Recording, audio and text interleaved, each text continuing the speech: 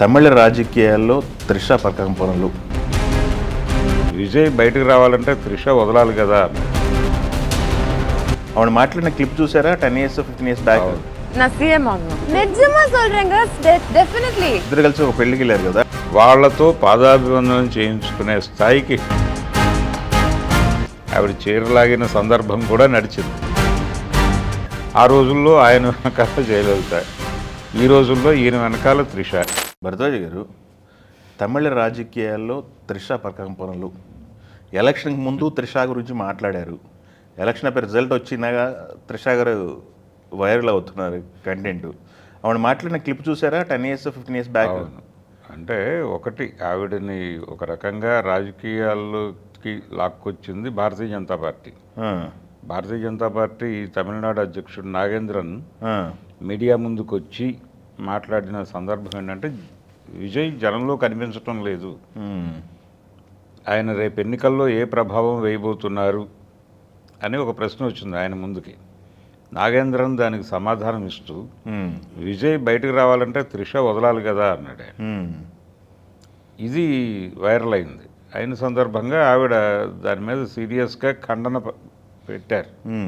Social మీడియాలో post పెట్టారు. అలాగే ఆవిడ మాట్లాడింది.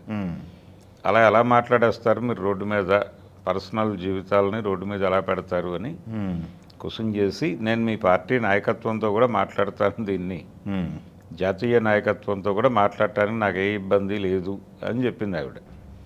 చెప్పిన తర్వాత ఆ హడావిడి తగ్గింది. అప్పుడు మొదటిసారిగా ఆవిడ పొలిటికల్ ఏరియాలో అంటే ఆ ఏరియాలో ఆవిడ పేరు తరచూ దొరలటం అనేది మొదలైంది నాగేంద్రన్ మాట్లాడిన తర్వాత. ఇంకా తర్వాత ఆవిడ పెద్దగా ఇబ్బంది పడాలని అనుకోలేదు, ఓపెన్గానే మాట్లాడటం మొదలుపెట్టారు. ఇద్దరు కలిసి ఒక పెళ్లికి వెళ్ళారు కదా, అటెండ్. అవును, విజువల్స్ బయటకు వచ్చి. అవును, ఓకే, వెళ్ళారు, ఇబ్బంది అనుకోలేదు. అలాగే ప్రతి సందర్భంలోనూ ఆవిడ విజయ్ గెలవబోతున్నాడు అనే మాట కూడా చెప్పింది. ఇలా అంటే నేను కోరుతున్నాను అని చెబుతూనే విషయం మాట్లాడింది ఆవిడ. ఇలా వాళ్ళు ఓపెన్గానే నడుస్తోంది విషయం అంతా అనుకుంటున్న టైంలో అతని వైఫ్కు సంబంధించినటువంటి ఒక వివాదం అది కోర్టులో నడుస్తోంది. ఆవిడ విదేశాల నుంచి ఇక్కడికి వచ్చి కేసు తేలే వరకు నేను ఇక్కడ ఉండాలి, ఇదే ఇంట్లో ఉండాలని అనుకుంటున్నాను అని చెప్పినప్పుడు అదొక వివాదం రేగింది. ఆ సందర్భంగా మళ్ళీ త్రిష పేర్లు దొర్లింది బయట. ఇలాంటి సందర్భాల్లోనే ఆవిడ పేరు నడుస్తూ వచ్చింది. ఇప్పుడు విజయ్ పొలిటికల్గా టీవీకే పార్టీ ఒక క్రియేట్ చేసినటువంటి ఒక హిస్టరీ క్రియేట్ చేసిన సందర్భంగా త్రిష రోల్ ఏంటి అనే ఒక చర్చ. దాంతోపాటు టీవీకే పార్టీ అంటే Trisha Vijay party. Okay okay, అంటే టీ అంటే త్రిష అని, వి అంటే విజయ్ అని ఒక కొత్త అబ్రివేషన్ క్రియేట్ చేసి కూడా మార్కెట్లో వాడేస్తున్న పరిస్థితి. ఓకే, కే అంటే మరి ఇంకేదైనా అనుకోండి. ఓకే, ఇలా రకరకాలుగా ఎవరి క్రియేటివిటీ వాళ్ళు ప్రదర్శిస్తున్నారు. నేను కొన్ని చూశాను, కొన్ని పోస్టర్లు కూడా జయలలిత గారిని ప్లస్ త్రిషని ఇద్దరిని కంపేర్ చేస్తూ పోస్టర్లు కంపారిజన్. అంటే అక్కడ ఎంజీఆర్ గారికి అలాగే జయలలిత గారికి ఉన్నటువంటి ఒక బంధం, దాని గురించి దాన్ని ఇక్కడికి తీసుకొచ్చి విజయ్ త్రిషని పెట్టి కంపేర్ చేస్తూ వీళ్ళిద్దరూ చర్చ్ పార్క్ స్కూల్ స్టూడెంట్స్ అని. ఇద్దరు ఆ స్కూల్ స్టూడెంట్స్ ఆ స్కూల్ స్టూడెంట్స్. ఓకే, అలాగే వీళ్ళిద్దరూ కూడా అవివాహితులు, సినిమా ఇద్దరు సినిమాల్లో అగ్రస్థాయి హీరోయిన్స్, కథానాయికలుగా నడిచారు. ఆవిడ తెలుగు తమిళ సినిమాల్లో నటించారు, ఈవిడ కూడా అలాగే నటించారు. తెలుగులో దాదాపు అగ్ర హీరోలు అందరితోనూ నటించింది ఆవిడ. ఇప్పటికీ 2 సినిమాలు ఉన్నాయి. అవును, ఇలా చాలా కంపారిజన్స్ ఉన్నాయి, ఇద్దరికి పోలికలు ఉన్నాయి. కాబట్టి ఆవిడ అమ్మగాను ఈవిడ మామీగాను పిలుచుకుంటున్నారు జనాలు. ఓకే, కాబట్టి ఆ పిలుపులకు సంబంధించిన పోలికలు ఇవన్నీ తీసుకొచ్చి మాట్లాడుతున్నారు. కానీ జయలలిత గారు పార్టీతో ట్రావెల్ ఉంది ఆవిడది.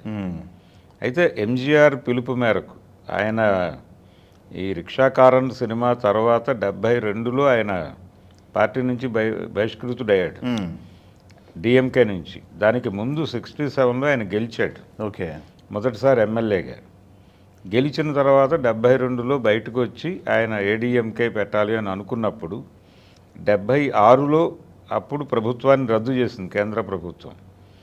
77లో జరిగిన ఎన్నికల్లో ఆయన గెలుపు సాధించాడు ఓకే. ఎంజీఆర్. అక్కడి నుంచి 87 ఆయన చనిపోయే వరకు ఆయనే ముఖ్యమంత్రి. ఆ ఎర ఇంకెవరికి రాలేదు. అంటే వరుసగా తర్వాత జరిగిన 2 ఎన్నికల్లోనూ ఆయన ప్రభావం చూపించాడు. ముఖ్యమంత్రిగానే కన్నుమూశాడు ఆయన. ఆ తర్వాత ఎవరు అనేది వచ్చినప్పుడు పార్టీ ప్రచార కార్యదర్శిగా ఈవిడ జీవితం మొదలైంది. ఆయన ఏడీఎంకే పెట్టిన తర్వాత పార్టీ ప్రచార బాధ్యతలను జయలలితకు అప్పచెప్పాడు. ఆవిడ ఆ పనిలో ఉండి ఆ ఎన్నికలు 77 ఎన్నికల సందర్భంగా పార్టీ ప్రచార వ్యూహం మొత్తం డిజైన్ చేసింది ఆవిడే. అక్కడి నుంచి ఆవిడ ప్రాధాన్యత పెరగటం మొదలైంది. తర్వాత కొంతకాలం ఆవిడని రాజ్యసభకు పంపించారు.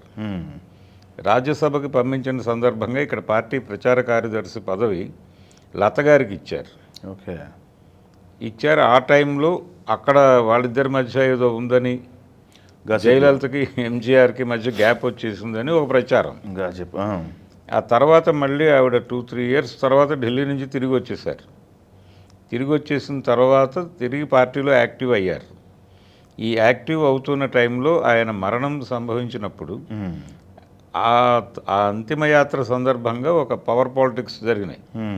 అంటే పార్టీలో జయలలిత గనక యాక్టివ్గా ఉంటే డెఫినెట్గా ఆవిడే పవర్ సెంటర్ అయిపోతుంది అని పవర్ కోసం అరులు జాస్తున్నటువంటి ఒక బ్యాచ్ ఉంది అక్కడ.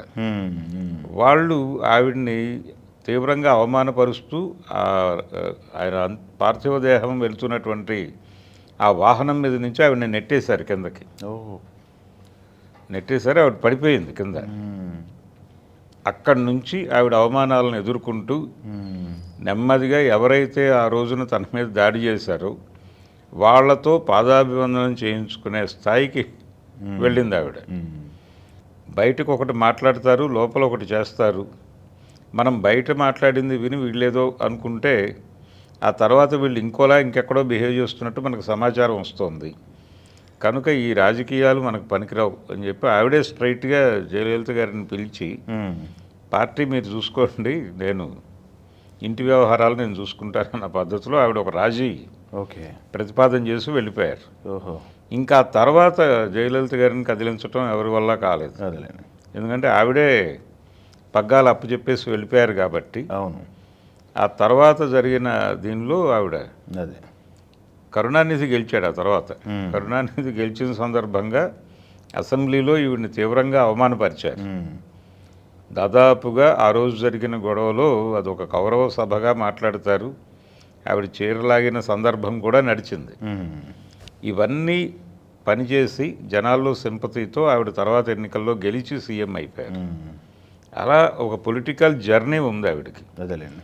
త్రిషకి ఆ హిస్టరీ లేదు.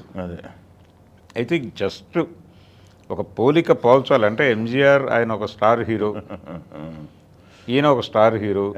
ఆయన పార్టీ పెట్టాడు, ఆయన సీఎం అయ్యాడు, ఈయన సీఎం అయ్యాడు, అవుతున్నాడు.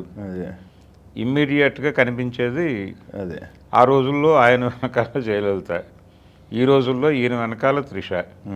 ఇమ్మీడియట్గా పోలికలు, సర్క్యులేషను మొదలైపోయింది. దీనికి తోడు ఆవిడెప్పుడో 10 సంవత్సరాల క్రితం వీడియో నేను సీఎం అవుతాను అని ఆ వీడియో పట్టుకొచ్చి ఇప్పుడు కనెక్ట్ చేయటం. అంటే ఆవిడ సీఎం అయిపోతే విజయ్ ఏమిటి పరిస్థితి అనేది. పైగా ఈరోజు త్రిష పుట్టినరోజు. ఆవిడ పొద్దున్న తిరుపతి వెళ్ళి వెంకటేశ్వరుడి దర్శనం చేసుకుని అక్కడి నుంచి స్ట్రైట్గా విజయ్ నివాసానికి వెళ్ళి ఆయన గ్రీట్ చేసి రావటం, ఇవన్నీ ఈ వ్యవహారాలన్నీ కూడా త్రిషతో లింక్ చేసి త్రిష సెంట్రిక్గా నడుపుతున్నారు. ఇంకొక స్పెక్యులేషన్ కూడా ఉంది. ఇప్పుడు విజయ్ 2 స్థానాల నుంచి పోటీ చేశాడు, 2 చోట్ల గెలిచాడు. ఈ 2 చోట్ల గెలిచిన సందర్భంగా పెరంబూర్ కానీ లేకపోతే తిరుచి కానీ ఏదో ఒకటి ఉంచుకుని ఒకటి వదిలేయాలి. తిరుచి వదిలేసి అక్కడి నుంచి త్రిషని పోటీ పెడతారు అనే ఒక స్పెక్యులేషన్ కూడా నడుస్తోంది మీడియాలో. ఆ మినిస్ట్రీ ఇస్తారు. ఓకే. ఇంకొకటి నడుస్తుంది ఇప్పుడు డైవర్స్ సంబంధించిన గొడవ అయిపోయింది కాబట్టి పెళ్లి చేసుకుంటారు పెళ్లి త్వరలో. చేసుకుంటారు అని. త్వరలో పెళ్లి పెళ్లి చేసుకోవడానికి సంబంధించి పెద్ద ఉమ్, ఇబ్బంది లేదు, వాళ్ళు ఓపెన్గానే ఉన్నారు ఆ విషయంలో. ఉమ్, కనుక ఏదైనా జరగచ్చు. ఓకే.